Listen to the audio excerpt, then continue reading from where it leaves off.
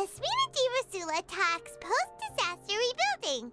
I recently visited Poisson to meet with Miss Navia, spokesperson of the Miniaturas, and we spoke about Poisson's present and future. Old soil can still give birth to new bloom, Miss Navia stated. Hope is like seeing a small cookie when you're starving late at night. You just need a little of it. Skyship Winglet, lunar brain of the Fontaine Research Institute. The various disputes that have arisen on account of Mr. Edwin have suddenly become a shield over the Institute, with Jurier turning out to be a once overlooked hidden gem. People always call the first researcher mad, but few know what to call the second. And should that latter person achieve a miracle, they would find it all the harder to find a word with which to classify him and his team. Wow! Paimon barely recognizes the people in the reports. Are those really Jurier and Navia? They sound like real big shots. What do you think? Pretty enthralling, huh? The Steambird's idea was pretty simple. With the disaster just having passed, we would print a free edition packed to the margins with good news to calm people down. The value for these big scoops lies in their inevitable follow-ups. We'll publish further reports and go into the stories behind those people. Edwin's assistant, Jurier, created a true flying ship, while Navia is leading people in the reconstruction of their home. I'm sure that these stories could draw even your well-traveled eye.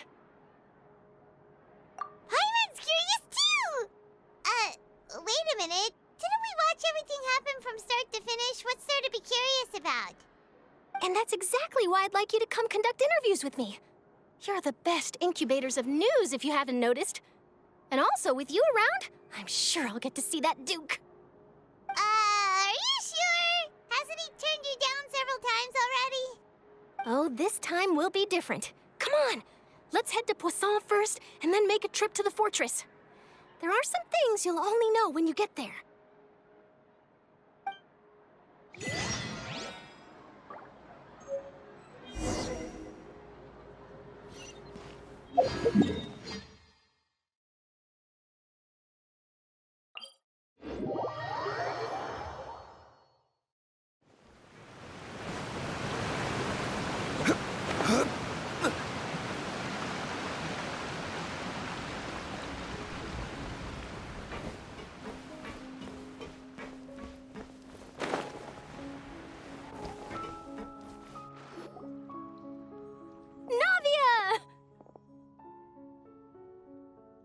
Oh, it's you.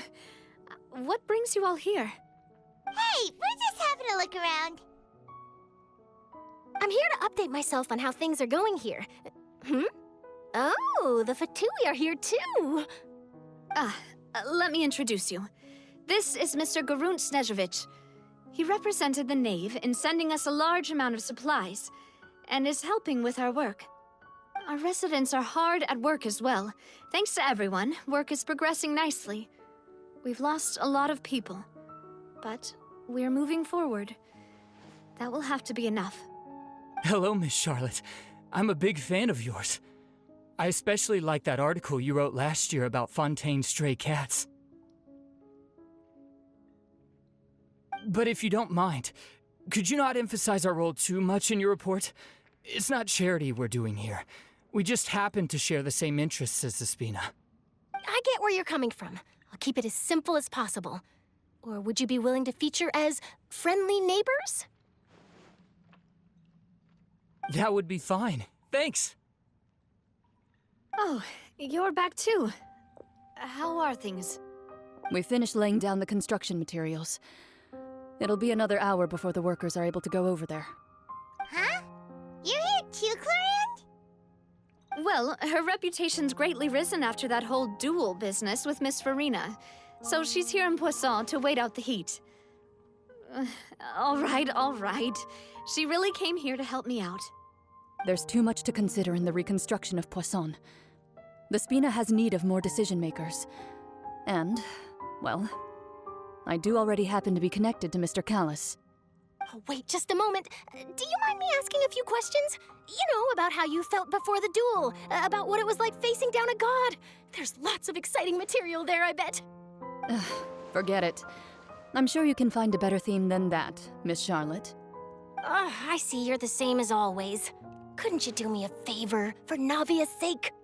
Well, if we're talking about doing things for my sake, you might as well just take a few more photos of me. Or of the Traveler. It's better than wasting time persuading Chlorand at any rate. Of course I will. I'm not gonna let him off that easy. All right, then everyone who wants to be in the photo, gather up. And smile.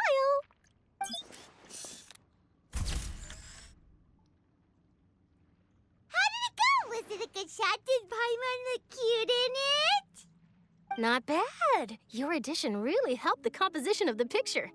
All right, hang on a moment. Let me snap a few more shots.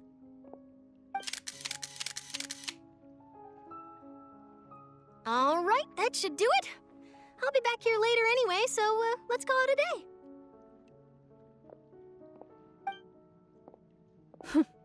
You're very quick. Speed is of the essence when it comes to the news, and freshness is the key. Also, not to brag, but I'm pretty good at building connections. Who knows? I might eventually get that interview with you after all, Miss Chlorand. Wow, you really do have that never say die spirit. I'm impressed. I'll hazard a guess that this is how you got that interview at the Fortress of Maripede. Whoa, you're well informed. Let me make a guess too. I asked Sijuin who told Monsieur Nervillet, and he told you, right? That's a very complete information chain. In truth, all Monsieur Neuvillette asked me was, when did the fortress become so friendly towards the media? I told him that it was best not to speak too soon. There's no guarantee that Ridsley will make a personal appearance. You're right. I've got to treasure every moment I have with them. In which case, I'll be making a move first. Stay safe now. And tell me if you hear anything interesting. I'll treat you to afternoon tea in exchange.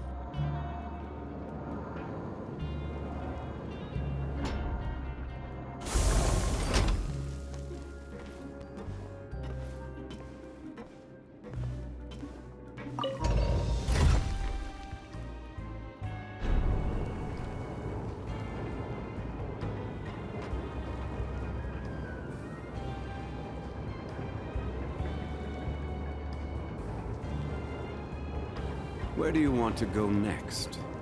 If you'd like to see Liyue's tourist spots, I have a few references.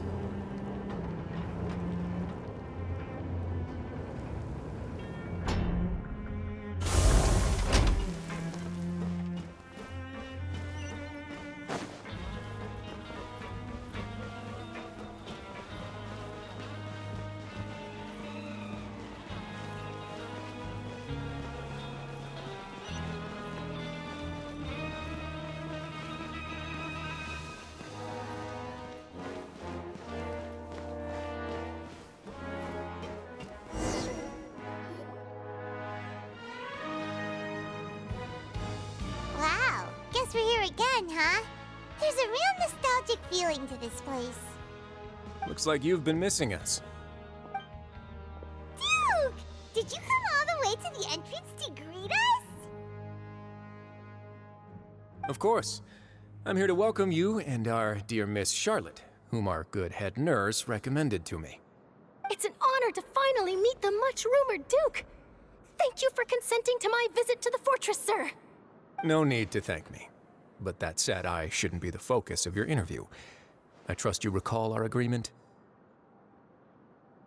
Of course, of course. All right then, this way.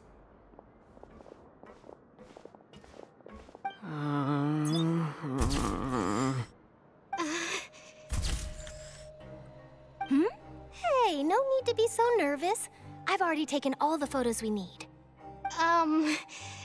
Miss Charlotte, do these pictures really need to be published on the cover of the Steambird? It would seem that Miss Lorvine doesn't want her face to appear beside that of Mr. Jurier, Sir, please don't say things like that. But it looks like dear Mr. Jurier denies it. Might this interview be very important to you then? No, I just... This is my first time being interviewed, and I'm very thankful to the Steambird for... Now, I might not look it, but I actually did meet Mr. Edwin once. And I'll be honest, I enjoyed chatting with you more. You've definitely got more of that genius vibe going on. The boat that brought about a miracle, the ark that saved the people. Why, you recreated a myth back there, like an emissary of legend. Still, if I might ask, where's that flying ship now? Huh. Looks like Charlotte's trying to get herself another exclusive scoop. I have to apologize, but that ship is presently in the bowels of our factory. I'm afraid it won't be easy for you to get a shot of it. Really? Well, then in that case, could I have an interview with you to make up for that loss?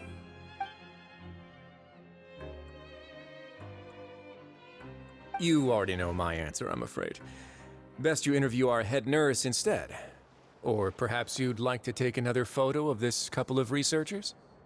Did you really have to use the word couple? Well, then, 2 solo photos will do. Is my hair messed up? Please, someone help me have a look. Things sure are getting pretty lively here. We've seen this kind of thing before. Oh, seems like everyone's here. Would any of you like to try this new drink I came up with? Ah, Sigewine. Hey, Miss Charlotte. Why don't you, take some pretty photos of our head nurse? Sure. Come on, Miss Sigewine. Over this way. Let's find a brighter spot. Huh? Sure. Do I have to smile? So, how have things been at the fortress?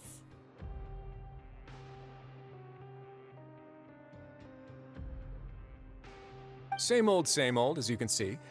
Fontaine's undergone some changes, but this place is still more or less the same.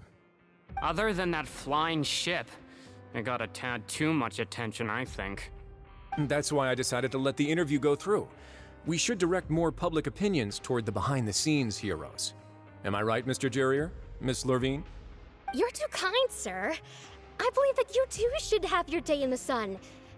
Not that you would want that, which is a pity. I'll just leave the spotlight to you two.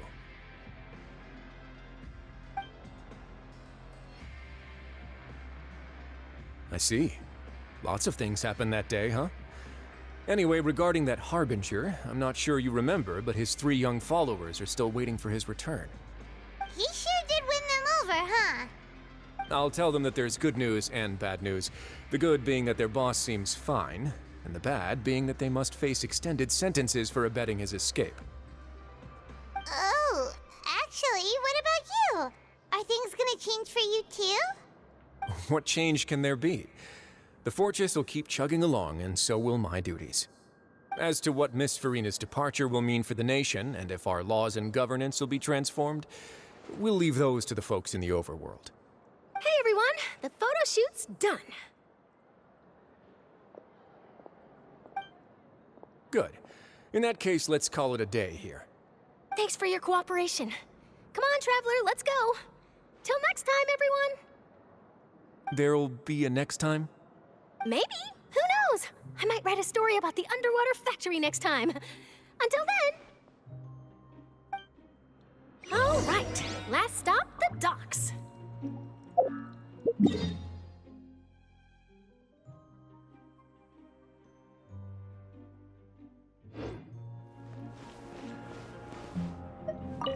Oh, you know, I'd love to see you in one of Charlotte's photo shoots one day. Is that really necessary? Our line of work doesn't really require much photographing. It's precisely because we don't need the picture that they'll have value as keepsakes. You don't really look all that opposed to the idea, you know. Maybe I'm just happy that I managed to once again avoid the spotlight. I think this interview went well either way. Yes, you successfully kept prying eyes away by using Mr. Jurier and Miss Lorvine as shields. Very good. You should be happy for them. They have a bright future ahead of them.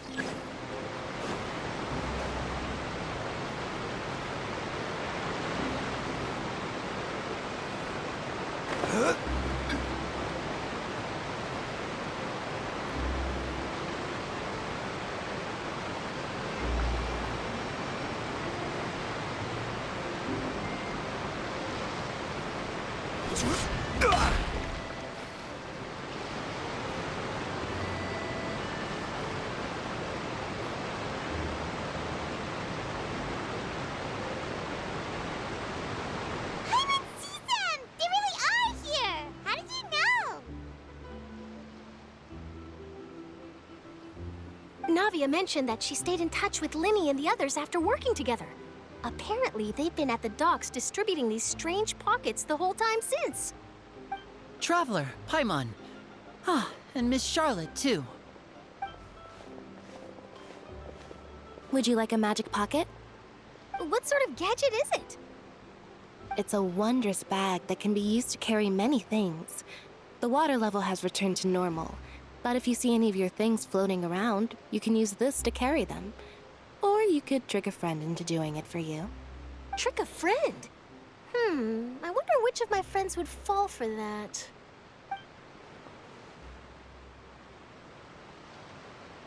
You could just make a friend like Fremine here. Isn't that right, Fremine? Is this what you meant by, I'll help you make some more friends? To be honest, that sounds pretty sweet. Could I have your contact, please? Sure. Please, write down my address. Lynette sure is working hard to help Fremine socialize. He was the one who proposed doing this. He even wants to assist in our magic shows. Yes, I was planning to first introduce Pear as an assistant, and later Fremine himself. In the future, I think we can leave underwater escape magic to him too. That said, would anyone want to see a diver escape underwater? Oh, it'll work out. Every journey begins with the first step. He'll become a part of our show eventually. Lynette, could you come over? Miss Charlotte says she wants to take a picture of us. Got it. My, that Charlotte is rather perceptive. She got rid of everyone the moment she realized I had something to say to you. So, how have things been, Traveler? Father says that you did a great deal during the latest events. She's very grateful for your contributions to Fontaine. That's all right. We were more than happy to help. So, what's she doing now? Oh, I guess you haven't heard. Well, after Lady Farina left, Father and Monsieur Neuvillette opened negotiations, during which he gave Fontaine's gnosis to her as a diplomatic gift. A diplomatic gift? A gnosis? Yes, I was quite surprised at first myself. But when I thought it over, there were actually a number of things going for it. It could have been done as an apology for the incident with Lord Child, or as thanks for his help in tying the all-devouring narwhal down. Furthermore, Father did also lend significant aid to Fontaine and Poisson. Well, that's true, but this is a gnosis we're talking about. Doesn't this seem a bit irresponsible? I would agree, But I've also heard that it seems that Monsieur Neuvillette has had a significant change of heart regarding the matter. So there's some reason for this that only Neuvillette knows about? I suspect you'll have to ask him about that yourself. Ah, yes, speaking of which, I did see him strolling around the entrance to the Fortress of Meripede a while back. Isn't he real busy and stuff? Paimon didn't think he'd have the time for that. But back to the topic. The Gnosis was given to the knave, right? What about Child? They say that he's returned to Snezhnaya to recover from his wounds. I hear that the recent disaster really did a number on his health. That's true. When you think about it, we've had loads of run-ins with the Fatui. To think we'd be allied with them this time. So shocked by such a simple switching of sides?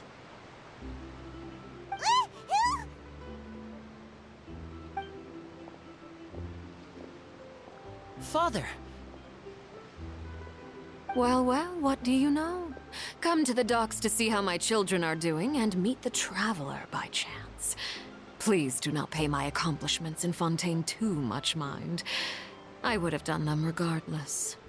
Are you going to take the Gnosis back to Snezhnaya? That is our duty as Harbingers, yes.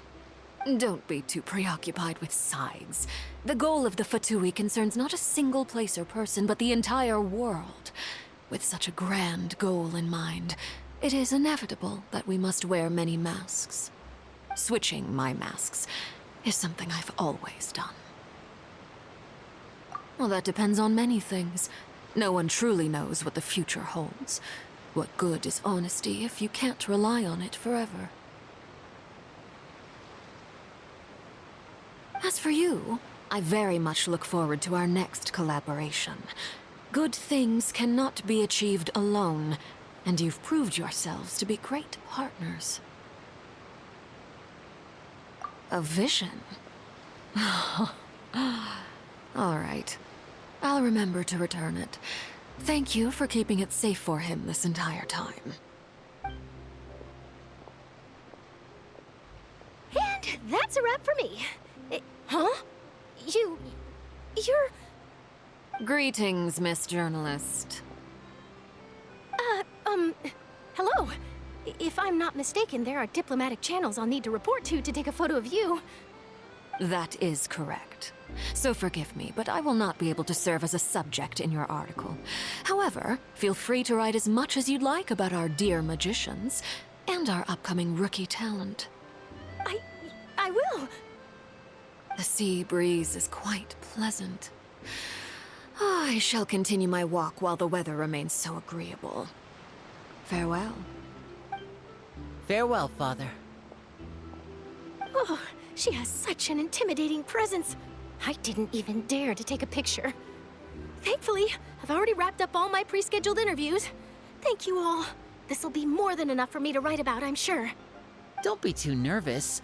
Why don't you take a magic pocket before you go? Here, Traveler, Paimon, you take one too. To move things about? That's right. Funny. I was giving out magic pockets when we first met too. And what do you know?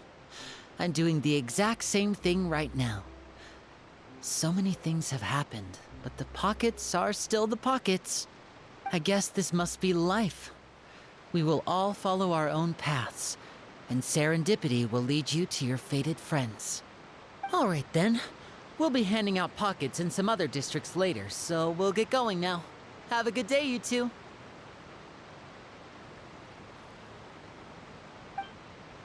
Well, guess he said Charlotte, huh? Shall we go see what Neverlette's doing? As long as he's not so busy that he doesn't have time to chat anyway.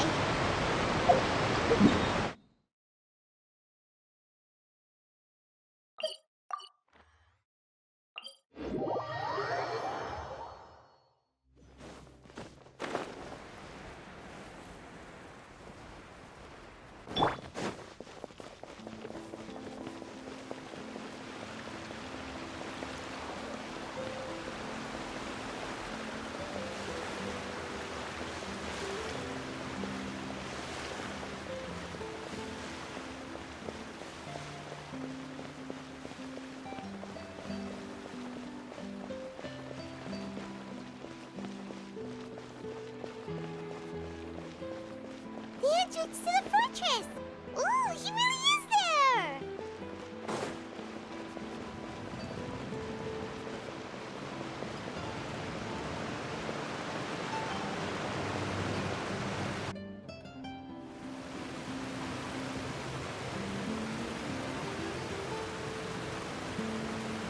So, you really are here, Nervalette!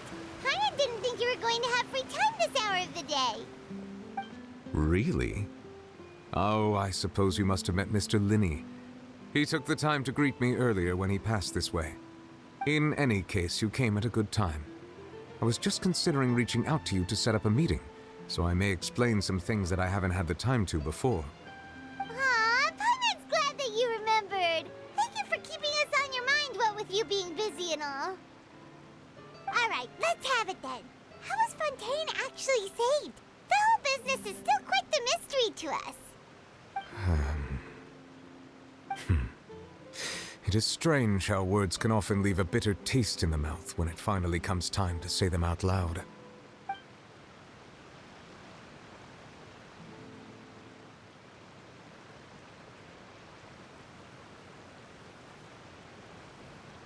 Whoa. So that's what happened? Focalor destroyed the divine throne of the Hydro Archon and restored your power to you, transforming you into a fully-fledged elemental dragon sovereign. But Paimon still doesn't quite get what you did to save the Fontainians from dissolving. For me, the authority of the ancient dragons refers to absolute control over the hydro element. Fontainians were incomplete humans born of Egeria's use of the power of the primordial sea, with constitutions similar to that of mimics. But so long as those primordial energies remain within them, I could use the ancient dragon's authority to grant them true blood, after the fashion in which life was first brought into being on this planet. In other words, when I gave my verdict, Fontainians became true humans, and thus would naturally no longer be dissolved by water from the primordial sea. Focalor must have counted on you to make that decision as well. Your verdict was the key to making the prophecy appear to have come true while saving everyone. Yeah, and in a manner of speaking, Focalor finally managed to fulfill the original Hydro Archon's wish to turn Oceanids into real people too! It seems from your expressions that you still have more things you wish to ask. Ask away. I will tell you the truth as I know it. I have investigated his case along many avenues, and I have learned that he once fell into an unknown chasm when he was young. There, by chance, he awakened the all-devouring narwhal. But whether it be by sentiment or reason, that should not have been enough to consider him the root cause of the disaster. At most, he would have had tangential liability. As for the judgment passed by the oratrice during the trial, whether it was due to that liability by association, or Focalor deliberately using him to buy time for us on the assumption that he would be able to hold the creature off, I cannot say. Guess Focalor had Fontainians in mind the whole time. In the end, it was thanks to her that they finally became real humans. Hang on a second. Paimon suddenly got another question. Back when Fontainians hadn't yet become real humans, were the children they had also transformed Oceanids? Life has always flowed like water. Do you recall how Fontainians would often come to the Fountain of Lucine to pray for children? Yeah, Lynette said the fountain is where all the waters in Fontaine converge. In truth, even those couples did not know that such prayers were no mere custom, but instead a form of ritual. Those Oceanids who were blessed within the spring water would later descend as new humans in the coming months. Paimon sorta gets it now. Either way, seems like this ritual won't be of any further use, but it'll probably live on as a local custom. Ask away. I will tell you the truth as I know it. Yeah, about that. Risley said Farina has already left. What's that all about? Ah, Lady Farina. The people are only aware that her death sentence has not been carried out. She abdicated the post of Hydro Archon and left affairs related to that title to me, before leaving the Opera House. I related Focalor's words to her faithfully and completely. After hearing them, she seemed neither saddened nor comforted. She simply said that she was tired and needed to rest. Having said that, she then packed her things and moved out of the opera house, not unlike how an ordinary person might. But she's still got a place to stay, right? You need not worry. I will make arrangements to ensure that she will not want for food, clothing, board, or travel. In truth, I am somewhat happy for her. The wear and tear on her spirit will, of course, take time to heal. But now that she no longer has to play the role of Focalor the Hydro Archon, she can finally lay down her burdens and lead a normal life. What about you then? What are your plans now that you've regained your full powers as the Hydro Dragon? After Focalor passed on, the Oratrice also ceased to function. This matter will directly affect our trials. After much careful consideration, I've decided to take over its role in our courts. From now on, I shall hear cases and pass verdicts by myself. Looks like you're still considering stuff from the perspective of the Udex, huh? As an elemental dragon, there are indeed many things that I must do. But this power and this duty, in a manner of speaking, you could say that both were granted to me. As such, before I attend to my other responsibilities, I must first and foremost continue to serve Fontaine as its highest judge. The duty of the Hydro Sovereign and the duty of the Udex shall coexist within my person. Additionally, the Hydro Archon's departure has brought about another problem, which is that the Opera House shall no longer produce indemnitium. That's true. That power was derived from the people's faith in the Hydro Archon, wasn't it? Wait, but the various mechs and machines in the city are all still okay. Where are they getting their energy from? As I am now, I have full command over New Musia, and it can serve as a complete substitute. Another reason why I cannot quite leave Fontaine immediately. Wow. This ancient dragon's authority stuff is really quite useful, huh? Ask away. I will tell you the truth as I know it. Oh, that's right! They say you've given it to the knave as a diplomatic gift or something! Leaving aside their intentionality, the two Fatui Harbingers have indeed done much for us during this crisis. Their sole remaining goal in Fontaine, at least at this point, would seem to be the Gnosis. The Oratrice has ceased to function.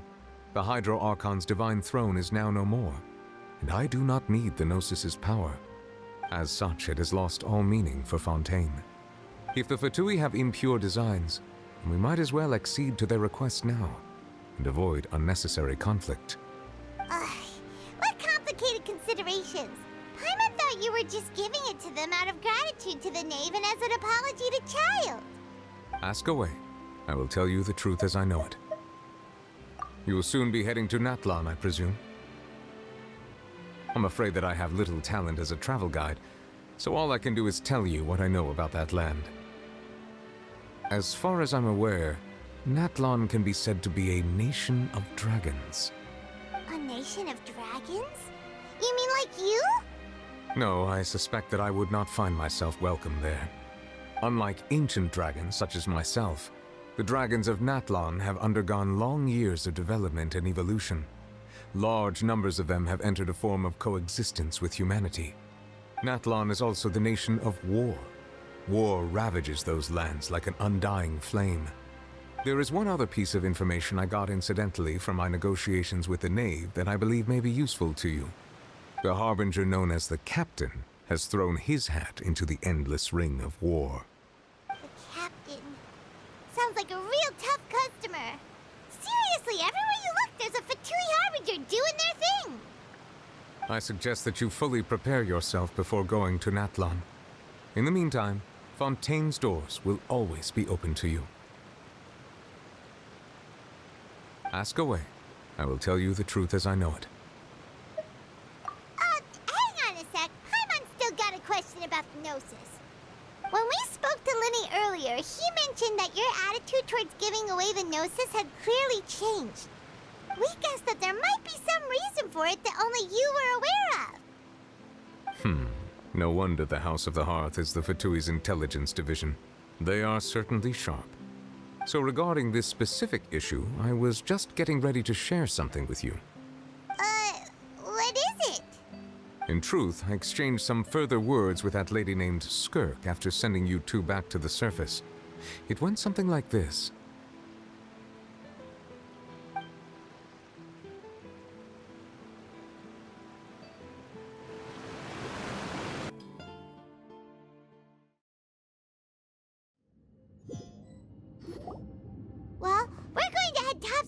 what's going on. You hurry over soon as well, all right, Nervalet?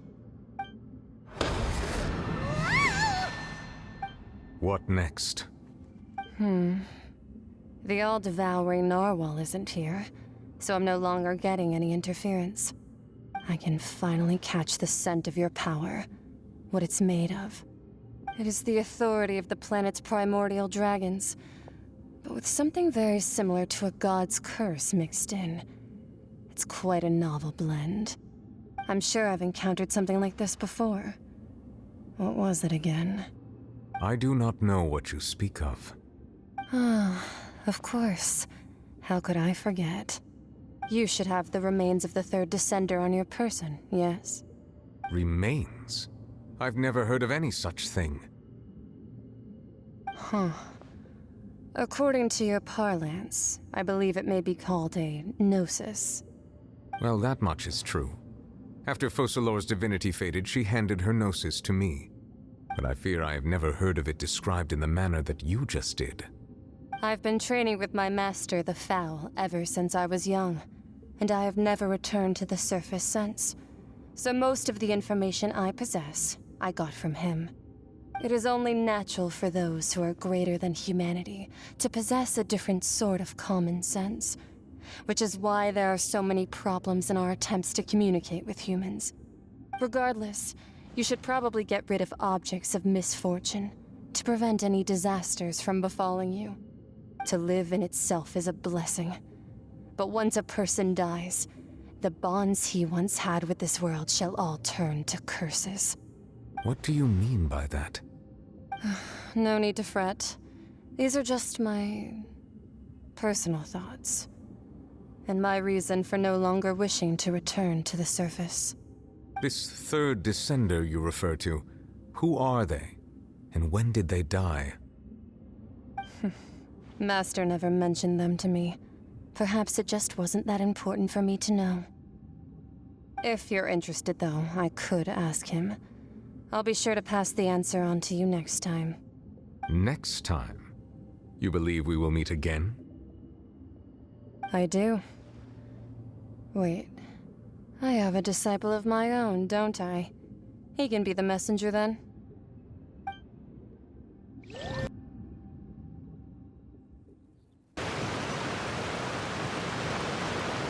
That's what she told me. Whether it would prove useful or not, I wanted to pass that information on to you. The remains of the third descender? So that's what the Gnosis actually are. Paimon just thought they looked like chess pieces. How could they be a person's remains? All the same, assuming that there was no misunderstanding or special metaphor at play, that is what she meant to say. And she said that it would bring misfortune and that you should check it, which is why you gave it to the Fatui. If she speaks the truth, then I would simply be putting Fontaine at unnecessary risk by keeping it here.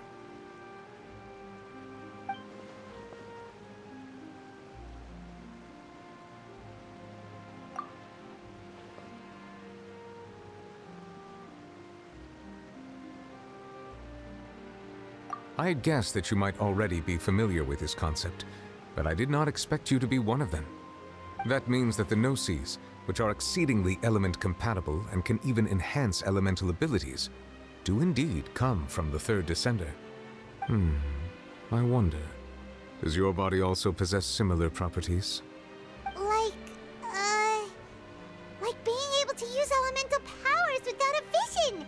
That does sort of count as special compatibility, right? No, let's not think about this stuff right now. It just feels creepy. Comparing the Traveler to the dead third descender and all. That's what you say, but this topic still feels like bad luck. Once Child recovers, let's get some more answers out of him. Or go look for his master and get the answers that way.